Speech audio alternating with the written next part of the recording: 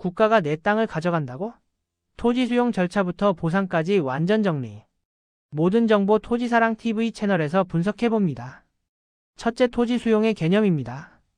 먼저 토지 수용이란 국가나 지자체, 공공기관이 도로나 산업단지, 공원 등 공익사업을 위해 개인 소유 토지를 강제로 취득하는 제도입니다. 이건 공익사업을 위한 토지 등의 취득 및 보상에 관한 법률, 즉 토지보상법에 따라 진행됩니다.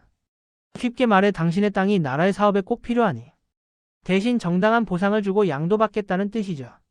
그런데 문제는 정당한 보상이 과연 얼마냐 하는 겁니다. 많은 분들이 공시지가 기준으로 주나? 라고 오해하시는데 그게 아닙니다. 시가, 즉 실제 거래가를 기준으로 보상해야 합니다. 둘째, 토지 수용 절차 6단계입니다. 토지 수용은 보통 아래 6단계를 거칩니다. 1. 사업 인정 고시. 사업 시행자가 정부 인가를 받아 공익사업을 추진할 수 있게 됩니다. 이때 주민 의견 제출도 가능합니다. 2. 토지 조서 및 물건 조서 작성. 보상 대상이 되는 토지와 건물, 시설 등을 조사합니다. 내 땅에 설치된 담장, 수도, 창고 같은 것도 포함됩니다. 3. 감정평가. 감정평가사 23명이 각자 평가하고 평균값으로 보상액이 산정됩니다. 이 단계가 사실상 보상금 결정의 핵심입니다. 4. 협의보상. 사업 시행자와 토지주가 직접 협의합니다. 이때 제시받은 금액이 마음에 들지 않으면 협의하지 않아도 됩니다. 5. 수용재결. 협의가 불발되면 토지수용위원회에서 강제로 수용 결정을 내립니다. 6. 보상금 지급 및 소유권 이전. 재결 결과에 따라 보상금이 지급되고 토지는 공공기관으로 이전됩니다. 셋째, 보상금 산정 기준입니다. 그럼 보상금은 어떻게 산정될까요? 크게 3가지 항목으로 나뉩니다. 첫째, 토지보상금. 토지의 용도, 위치, 거래 사례 등을 종합평가의 시가 기준으로 산정합니다. 둘째, 건물지작물 보상금입니다. 건물 철거비, 이전비, 복구비 등이 포함됩니다.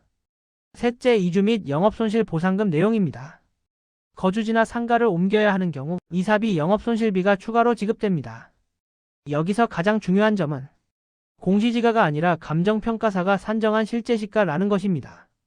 그러나 실제로는 시가보다 낮게 평가되는 경우도 많습니다. 그래서 비교 감정평가를 별도로 진행하면 보상금이 1030% 더 올라가는 사례도 있습니다. 넷째, 협의보상과 수용재결 차이입니다. 협의보상은 사업시행자와 직접 합의하는 방식입니다.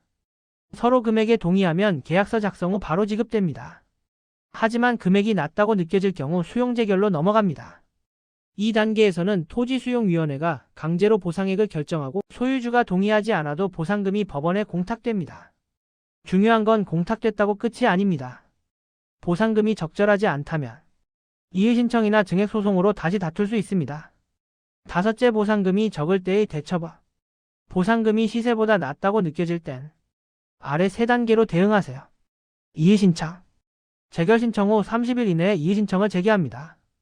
이 단계에서 감정평가서와 거래 사례를 근거로 제출하세요. 재결신청 중앙토지수용위원회.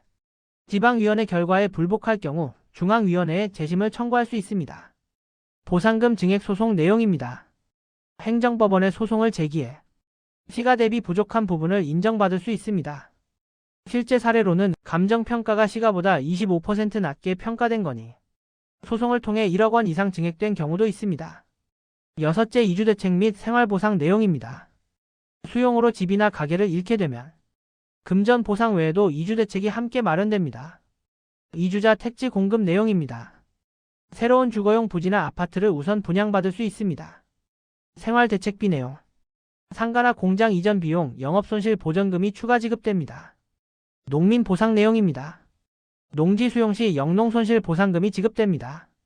즉 단순히 땅값만 보상받는 게 아니라 실생활 회복을 위한 보상도 함께 주어진다는 점 꼭 기억하세요. 7번째, 실전 증액팁 내용입니다. 보상금은 정보 싸움입니다. 아래 3가지만 실천해도 차이가 큽니다. 1. 주변 거래 사례 확보하기. 감정평가서에 반영되지 않은 인근 매매 사례를 직접 수집하세요. 2. 향후 개발계획 확인하기. 지자체 도시계획, 신설도로, 산업단지 예정지를 확인하면 향후 가치가 반영됩니다. 3. 전문가 자문 받기. 보상 전문 변호사, 감정평가사에게 초기에 자문을 받는 게 좋습니다. 초기에 대응하면 불이익을 줄일 수 있습니다. 오늘은 토지 수용 시 보상받는 방법을 자세히 살펴봤습니다.